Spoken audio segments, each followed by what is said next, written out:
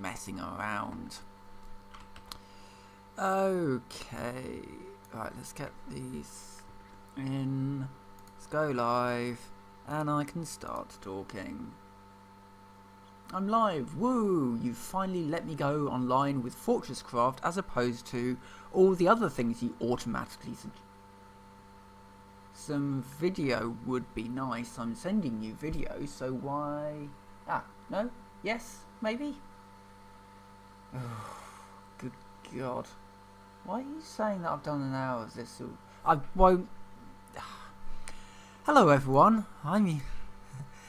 Hey guys, I'm Phoenix here, and welcome to FortressCraft Evolved, I think it's called. I've played this before on a stream.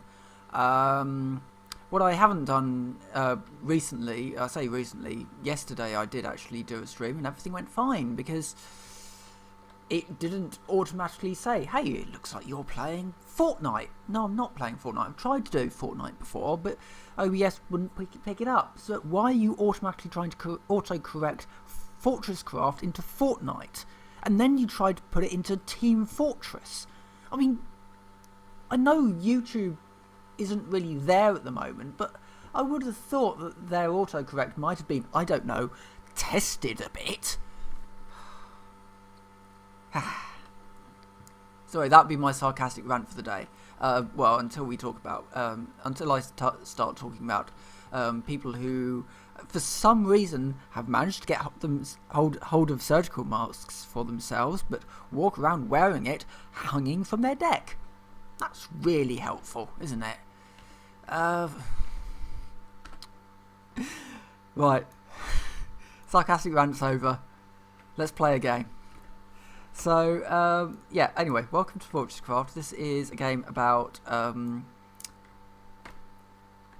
not that. Building machines. This is one of those games where it's like, why have you called your game FortressCraft? Because there's really not much building a fortress in this. There's a tower defense element to it, and there's a rather large spider bot there, which is mainly used for getting in the way and shooting things. But whatever it is, it's a fun game. I enjoy it. And reading down the comments, I see that there are people out there who don't really, I don't want to say don't really get it, but that's kind of what it boils down to. They don't really get it, and so they give it a negative review. So I thought, well, you know what, let's just do a stream and I can show you what's going on. I haven't done this one for a while, and hopefully if people pick it up, then, you know, people might enjoy it a little bit more once they kind of understand what it is. So what is it? So what we've got here is a block building. It's sort of like if you had Minecraft with like Buildcraft and Immersive Engineering and Railcraft and all those little mods, and you shipped it as an actual game. That's kind of what you're getting. There are waves of enemies that come in, and the waves are based on how much power your facility is producing. They will only ever go for your CPH, which is this thing here, and the standard configuration is that if they destroy your CPH, they fly away. Your CPH is destroyed, it reboots, takes a little bit of time to reboot. There's no real downside to just letting it die, essentially. Well, no obvious downside. There is a mutator that basically says that if the CPH is lost, all your power shuts down, not just the power from the CPH, which is this thing here, the central power hub. Now, the other sort of less obvious downside of having the wave destroy the CPH is that the wave then ends. And the result is, well, you don't get the drops then. If the wave ends, you don't get the drops, and the drops are actually useful for building things. So, I'm on this world, I'm not even midway through the game. There's still an awful lot of research to do. So the organic power storage is an example of things that require mob drops to create. And there's sort of like the organic lens. There's a few other things as well. I think there's the organic solar panel as well, and there was something else, something in here. Yeah, the organic cutter head as well. The organic cutter head. There's a few other things as well. So once the wave goes, you don't get those drops anymore because the wave has ascended, and the wave is then over and done with until the next wave comes in sometime later, and it could be a good while before the next one comes in. So that's something to consider. The other thing to consider then is just building your factories and building your stuff up. Now, so essentially at the moment, the way that my factories run is that I've always got a problem that needs to be fixed. Currently, my two problems is power. No, we're not going to go into a Spanish Inquisition joke here. This problem is reasonably well handled. So there are, let me think, 4 types, I guess. I think it's 4 types of enemies in the game. There's the waves that come in. These are flying enemies. These come in waves. And they're just dealt with turrets and the like. They're reasonably, that's just a sort of a fact of life, as it were. There's also the slimes, which can be hostile. They're sort of passive mobs most of the time, these things. They just exist. They're not really dangerous unless you turn on the mutator that makes them dangerous. For the most part, they're fine. Then there's the camo bots, which are like, when you're looking at them, most of the time they'll just look like blocks. What they do is that primarily they are neutral mobs, but they hunt down nearest power cube,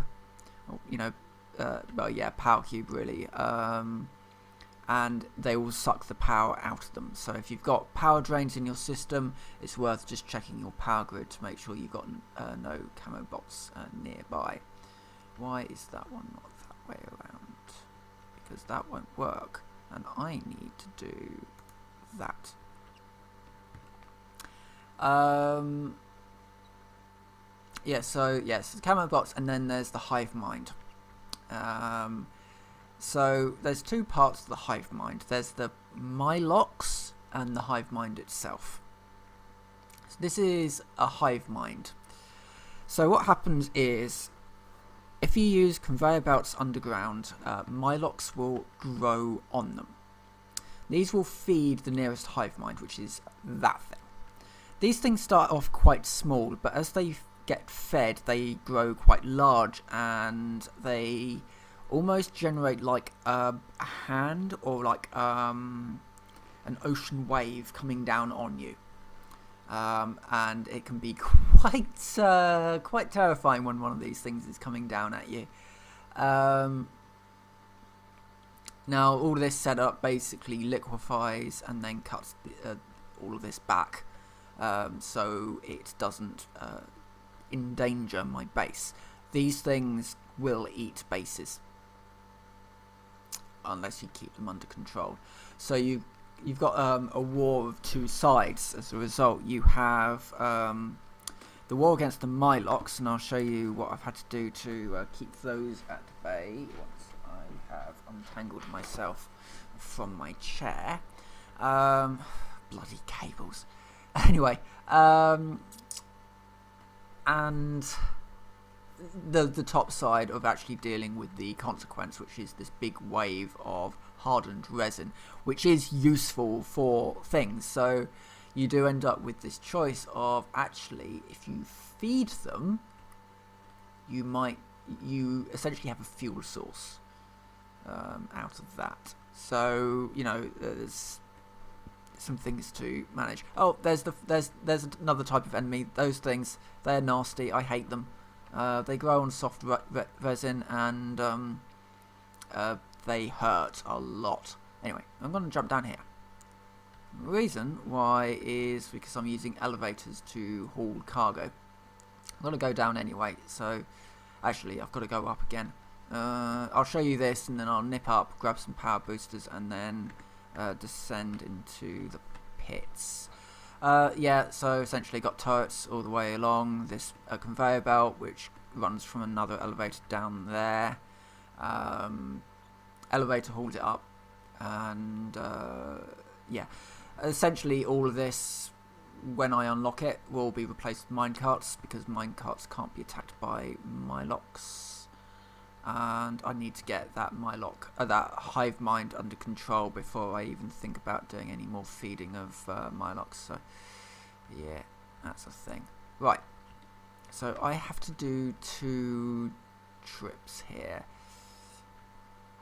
This game has an awful lot of good ideas. There are certainly issues with the game, but I think that's, you know, something to be expected. No game is for everyone. What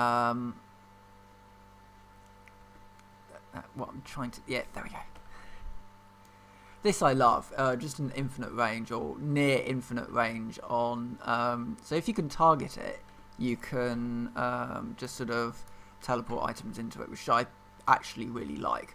I like this idea. I don't know if this was intended from the start, but it's great, because it means that I don't need to get close to that worm if I don't want to, and if I can actually aim at the crates that I need. Ideally, all of this should be automated, but I'm not quite there yet. The system's not quite prepared yet.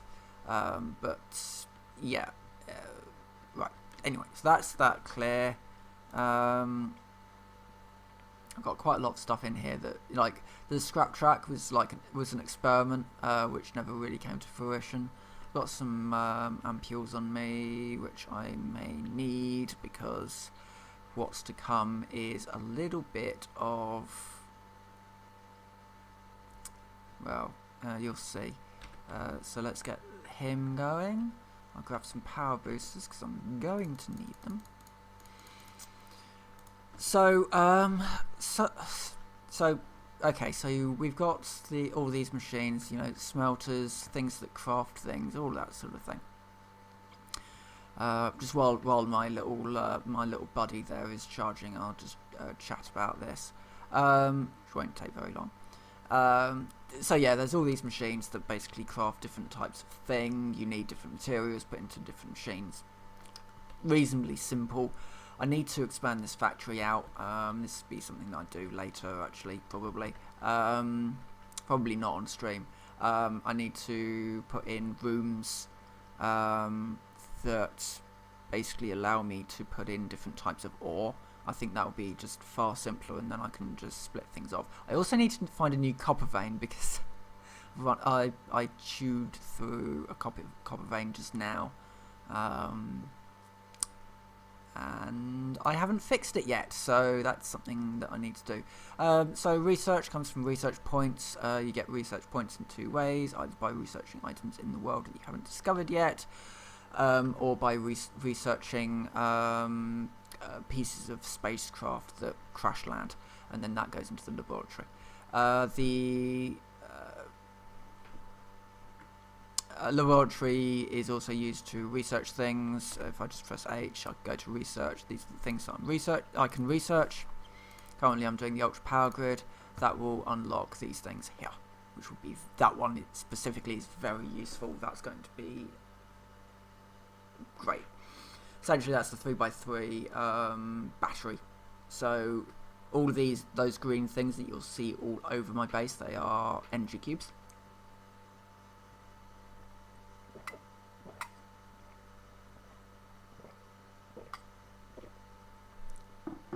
Oh, sorry, just overcome with a great thirst there. Yes, so these are batteries. So the Mark IVs are basically 3x3 versions of these. That is going to replace an awful lot of the mess that I've currently got over here. So I have 400 meters worth of cabling, basically lasers and energy cubes that transfer power from the surface down below. So we're going down below now, and I can kind of show you what's going on because it is kind of horrendous. Elevators, of course, are rather useful. I think I've done some grappling hook stuff already. Yeah, I have. Grappling hook allows you to get around very quickly, vertically, and it's very good for stopping you dying if you drop down. It has its weaknesses. If you enter the frozen caverns, it will stop working properly, and you will die as you break your legs a lot. It's why I've got these ampule things on me. I'm going to need to drop down here. They allow me faster healing, essentially. There we go. So this is lithium central. I don't know how much lithium I've got left in this vein. Probably quite a bit, actually. Yeah, I've got loads. It doesn't hugely matter, that one, because I've got another one down there as well. Is copper. Copper's my my white whale at the moment. I'm having a little bit of problems. There'll be a copper vein somewhere in one of these caverns. I know there is one somewhere, but I can't remember where. So at some point at some point soon, I'm gonna have to find a new one. That's fine. So where we go? We're at 200 now. We need to go down further. No, not that one. This one.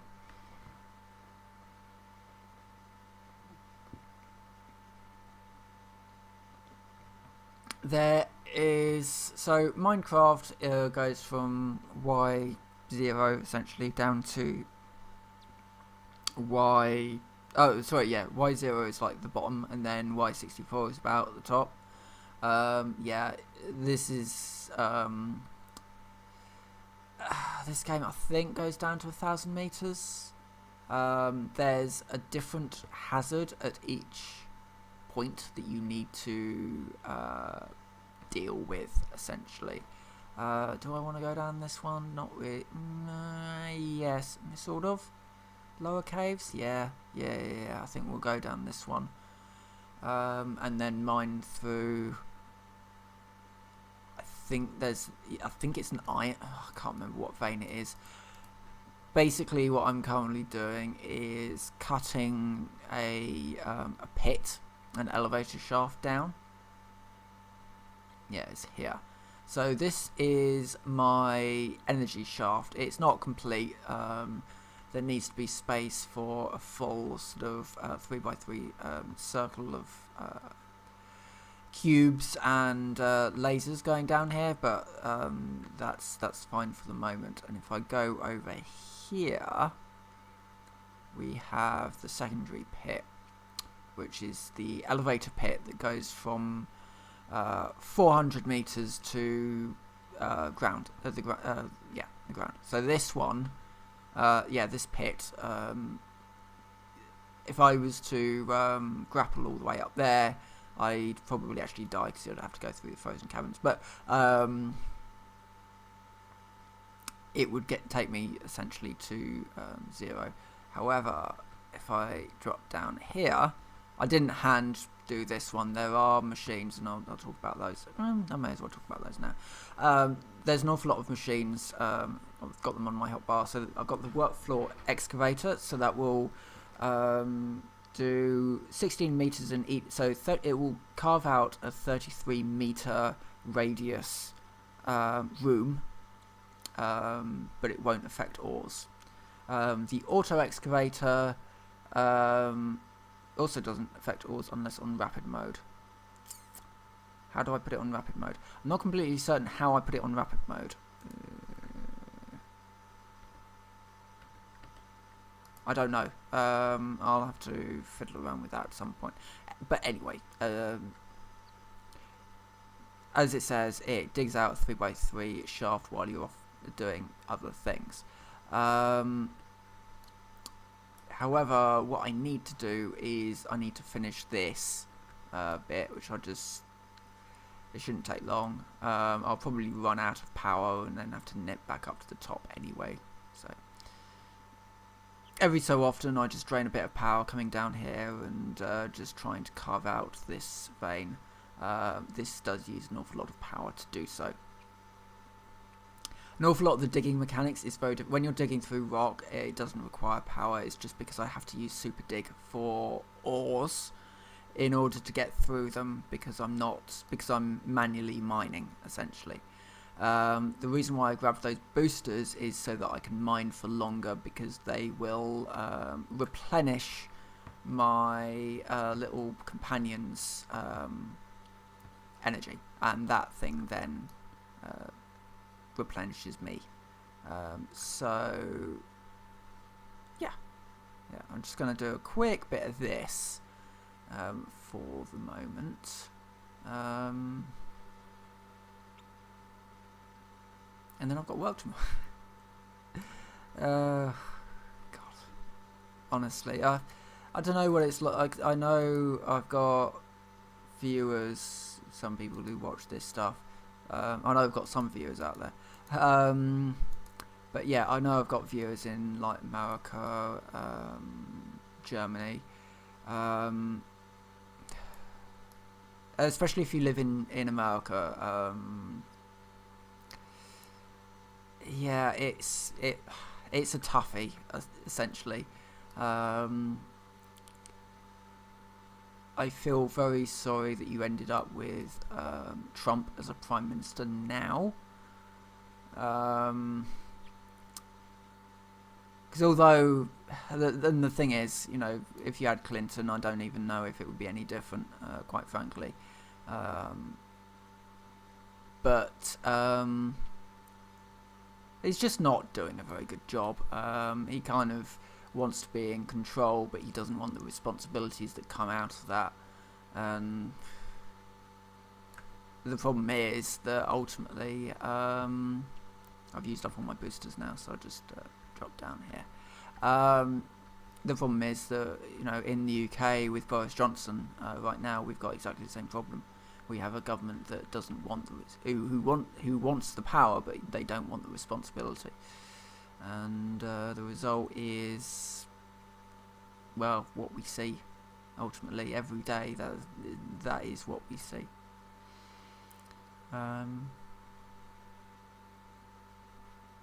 But yeah, hopefully the lockdown ends. Well, the thing is, you know, it's very easy to say I hope the lockdown ends soon, but it needs to be done with sort of science in mind, and the science just isn't supporting the end of a lockdown, especially not in the UK. We softened the lockdown and the infection rate went up. So who knows really at this point? Who knows? I think, you know, certainly the isolation isn't really the thing that gets to me. I think I've said this before. It's more the lack of being able to just go down to the shops for a pack of cheese or for a pizza. Saturdays for me used to be pizza nights basically. It was my reward ultimately.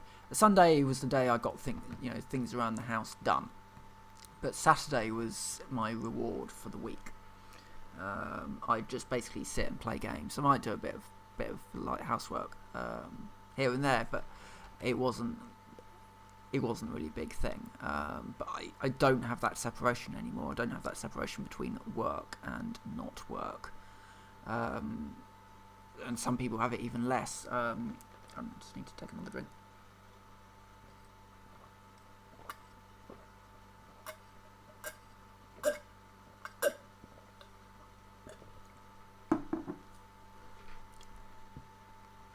Yeah, so if people are using their sort of work laptop for home activities, they don't even have that disconnect of, you know, I am working or I am at home, because you are technically always connected to that working environment. certainly these days, because I've got so essentially I've got my work computer and my home computer. That's just how it has to work. But yeah, I just understand that at the moment people even those who don't necessarily miss the sort of the socialization aspect of things need to take this one down. I don't need any of it, I don't think, anymore, because I'm going to strip this right back.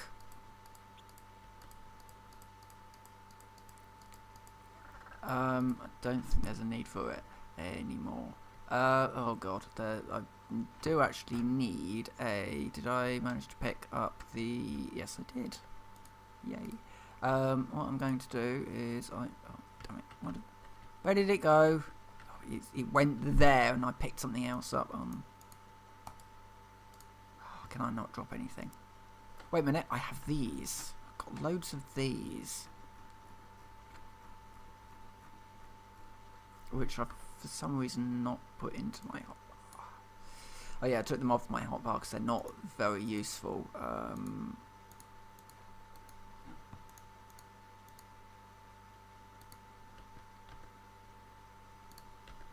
I can toggle vacuum on them. So I'll just pick up any blocks and that they can.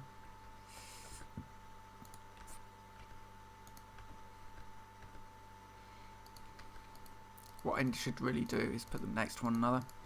That way any blocks vacuumed up will just go into all of them.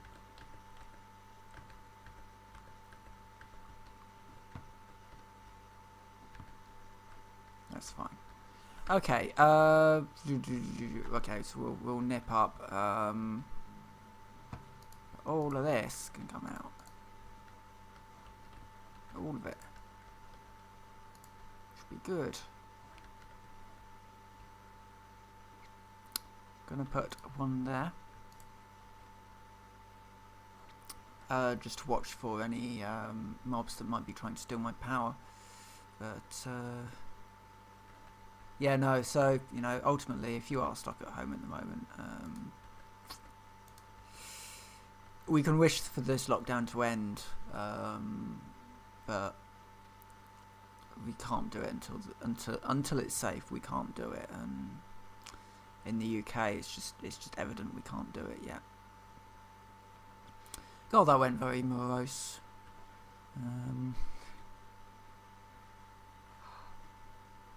My problem is there's just not much sort of else going on. Brexit is still a thing. Hilariously, Brexit is still a thing, despite the fact that no one's making it. No progress is being made. They're doing talks, but no progress is being made. I mean, how can you make progress in the middle of a pandemic?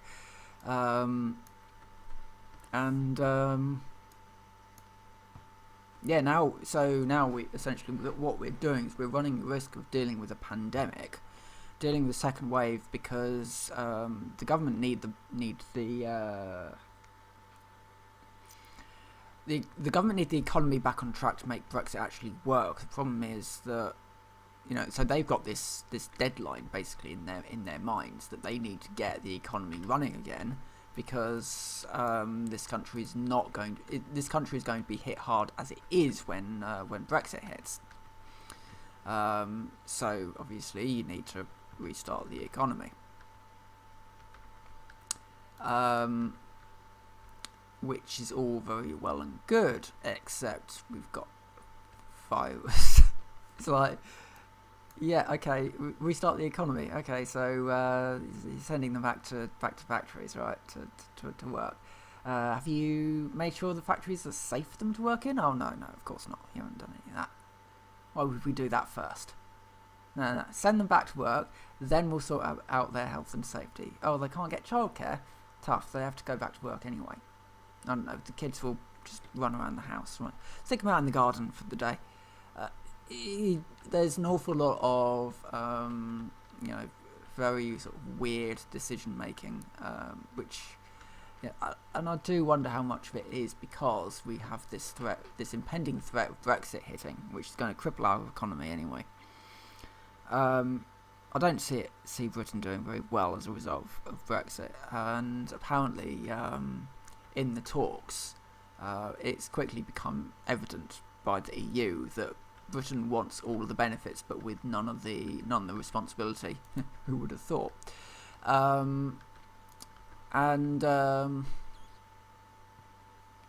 Yeah, so they want all this stuff without actually taking any. So there's something about the Britain wanted UK companies to be able to certify whether or not products were available, would be suitable for EU market, which you can't do. It's just not going to happen.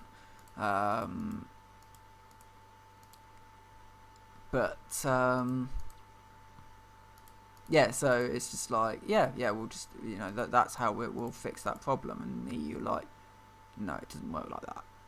You can't do it like that. It works at the moment because we're all on the same standard. In order for British companies to make things to the British standard, they're also making things for the European standard, and that's fine. It works well. But yeah, all that's going,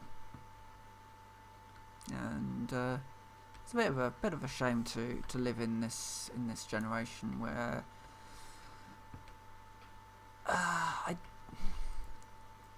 don't think anybody really knew what was going to happen. Not really. The people who voted for it were the people who were old enough to remember the Cold War, possibly, but they weren't old enough to remember rationing. So they never lived through hardship that couldn't be ignored. There's certainly an awful lot of hardship in the UK going on right now, but an awful of it can be ignored by most people. But the war was something that you couldn't ignore. You could not ignore the air raids, shelters,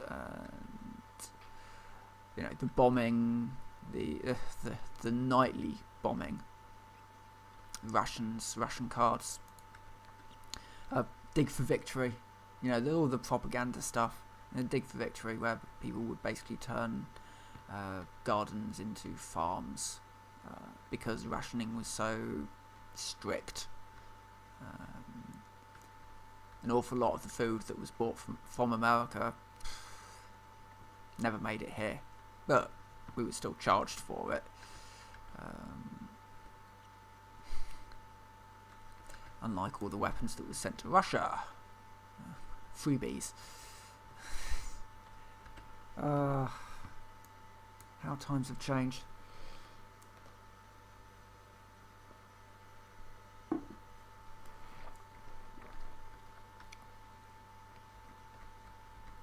It's been a bit of a rough week for me, which might be why I'm a little bit more sullen than normal.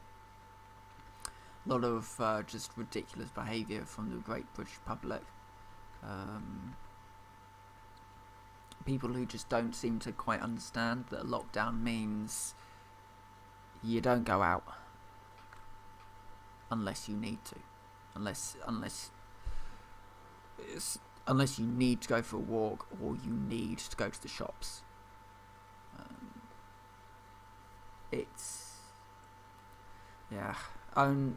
For me personally, I'm not leaving the house unless it's either late at night or it's raining, on the basis that I'll see less people. You go out during the day and there's people everywhere. They're all off on their walks during the day. If it's sunny, they'll be out. They'll be out on their bikes. They'll be out on the road. I saw someone jogging along the road today, which, okay, the footpath is a bit narrow along where he was, but even so, he's on the road. There were also cars on the road A lot more cars.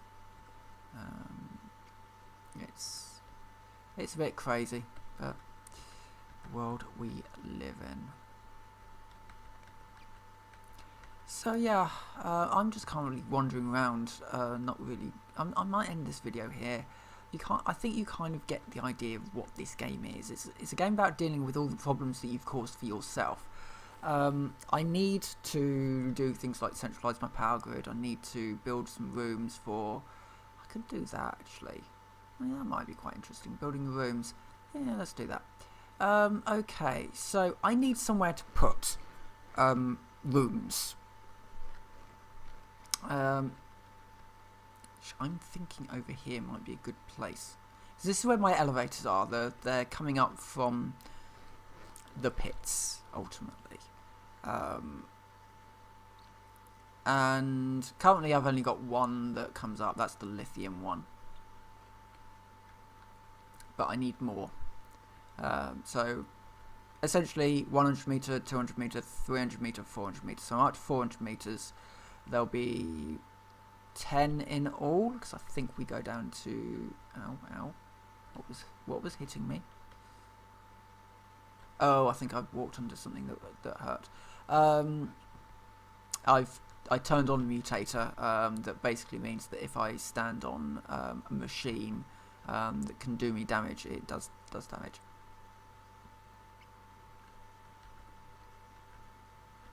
That's not a feature of the bog standard setup. Okay, so that's the problem. So I need rooms, but I mean a good place to put them would be where that worm is. I could kill that worm if I could kill the worm. That would certainly work.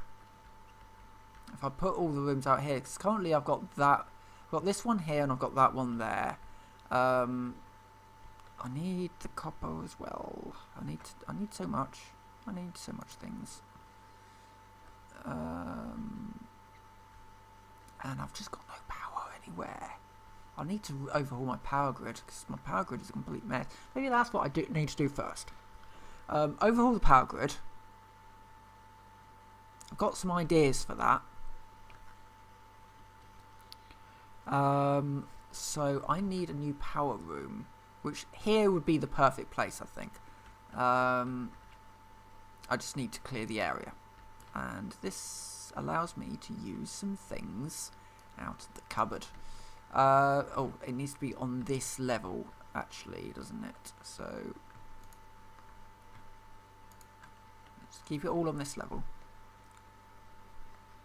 Right. So what I need to do is I need to place this.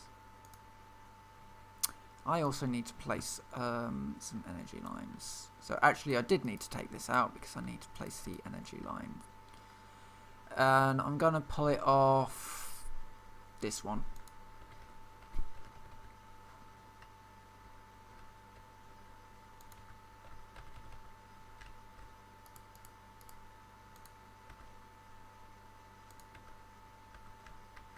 And that goes there. Right. And now we just place this down. Just make sure it's clear, and then that's going to carve out a floor space for my new condensed power grid. The reason why I want to do a reasonably condensed one is because I have the new lasers now. Before I was using the Mark 1s, which are okay, but they're not great. And certainly for I would still certainly use the Mark 1s for sort of underground work to get power to the drills. I don't really think that Mark 2s are really needed for that, but for initial power transfer, yeah, we need that. As part of this, I also need to basically overhaul my entire surface factory because it is a colossal mess. So what I need to do is I need to have a power room where all my power is made. and then I need some segments. This is the point where I wonder if I don't want to actually go out this way a bit, on the basis that I could probably build a better factory with a sort of a web construction. This I think is going to need a bit more thought that I want to do on a stream. So what I'm going to do is I'm going to end this stream here, because I need to start writing things down. I need to start doodling things on paper to work out how all this is going to go. So with that, I will say thank you very much for watching. I hope everybody stays healthy and stays clear of this blasted virus. And yeah, I'll see you. I do want to start. I keep saying this, I know, but I do want to start streaming more. It's quite a good way, even if I'm the only one whoever sees it, or if only one other person ever sees it, it's fine. It doesn't matter to me. I do this because I want to. But yeah, it's a good way of getting me out of my headspace at the moment.